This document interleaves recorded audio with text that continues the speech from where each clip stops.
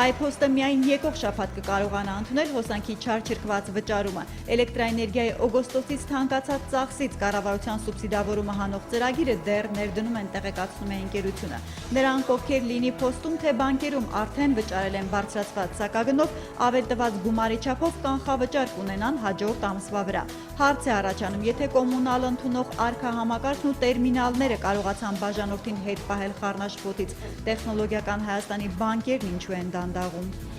Հայաստանն ունի տնտեսական աճի մեծ ներուժ և օտարերկրյա ներդրողները պետք է օգտվեն այդ հնարավորությունից։ Հայաստանի բիզնես գրավչության մասին ոգևորիչ իր կարծիքը Ասիական զարգացման բանկը կառավարության հետ միասին որոշել է այժմ էլ Նյու Յորքից ներկայացնել աշխարհի գործարար համայնքին։ Գալիք սեպտեմբերին նշանակված համաժողովին ընթരാճ տեղի ձեռներեցներին հորդորում են այսօրվանից ակտիվ լինել, նոր համարձակ գաղափարներ ներկայացնել դրսի գործընկերներից փող ներդրում բերելու համար։ Թերահավատներին թե օտար գործարարը գումար չի բերի կոռումպացված մոնոպոլ համարվող մեր տնտեսություն, համաժողովի կազմակերպիչ թիմը հակադարձում է։ Ոչինչ, որ այդ ամենով հանդերձս Doing Business-ի ու Heritage-ի ներդրողի համար Հայաստանն ԱՊՀ-ի լավագույն կանգառն է։ IT-ից բացի խոստումնալից գյուղվերամշակման ու վերականգնվող էներգետիկայի ոլորտներով։ Մենք ունենք մարտահրավերներ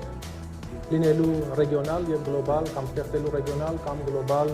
մակարդակի մրցունակ տնտեսություն, նոր աշխատատեղեր։ Սովորաբար Հայաստանն IOTA-ի միջոցառումների ժամանակ լսում է և սովորում, այս անգամ Հայաստանը ներկայանում է սովորեցնողի դերում։ Բիզնեսը հնարավոր է չհավատա, բայց Հայաստանի հարկային համակարգում կիրառվող նորամուծություններն առաջադեմ են ճանաչվել աշխարհի մասշտաբով։ 2 ամիս առաջ անգլիացիներն էին Երևանում ծանոթանալու նոր սերնդի ՀԴՄ-ներով առևտրի փաստաթղթավորման գործին։ Այժմ էլ հարկային մարմինների ներեվրոպական կազմակերպությունն է այստեղ նիստ գումարել հասկանալու մեր բարեփոխումների որ մասը կարող են ընդօրինակել։ Համաժողովին Ֆիննախ-ը պարտացել է Doing Business-ում երկիրն առաջ է գնացել հենց հարկերի վճարման ցուցիչի 32 կետով բարելավման հաշվին։ Խոստանում են մինչև 2017 թվականը համակարգն այնպես դարձնել, տնտեսվարողն ամեն պահի կարողանա օնլայն ճշտել, որքան հարկ ունի, ինչքանն է վճարել։ Մինչև հիմա ցանցն առաջնահերթ ՊԵԿ-ի կարիքներին է հարմարեցվել։ Էլեկտրոնային հարկային հաշիվների դուրս գրման, նոր սերնդի հսկիչ դրամարկղի մեքենաների ներդրման և շահգործման Հայաստանի Հանրապետության փորձը առաջատարն է միջազգային հարթակում։ Հայազգի գործարար Լևոն Հայրապետյանի ռուս քննիչները վերջապես ազատեցին տնային կալանքից, այլ երբ չունեին էլ տվյալ խափանման միջոցը կիրառելու օրենքի թույլ տված առավելագույն 12 ամիս ժամկետը սպառվել է։ Իրավապահներն այս ընթացքում չկարողացան ապացուցել կամ հերքել Հայրապետյանի մեղսակցությունը ոչ Բաշնեֆտի, ոչ էլ Բաշկիրիայի նախկին սենատորից փողերի յուրացման գործերին։ Բիզնեսմենն այժմ ստորագրությամբ երկիրը չլքելու կարգավիճակում է։ Միացրել են Պարույր Սևակի խոսքը, Կոմիտասի երաժշտությունը, Փարաջանովյան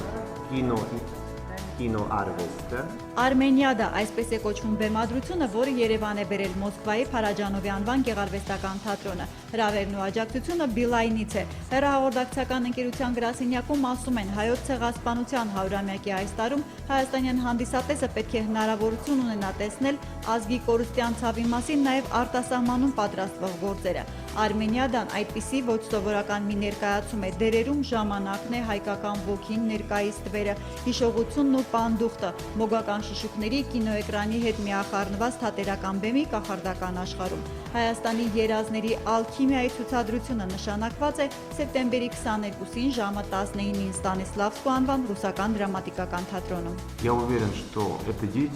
Վստահ եմ նման ներկայացումները եւ առհասարակ մշակույթն այն հզոր ուժն են, որ մի կողմից պահում են ողբերգական հիշողությունները, մյուսից աշխարհին օգնում կանխել հետագա ցեղասպանությունները։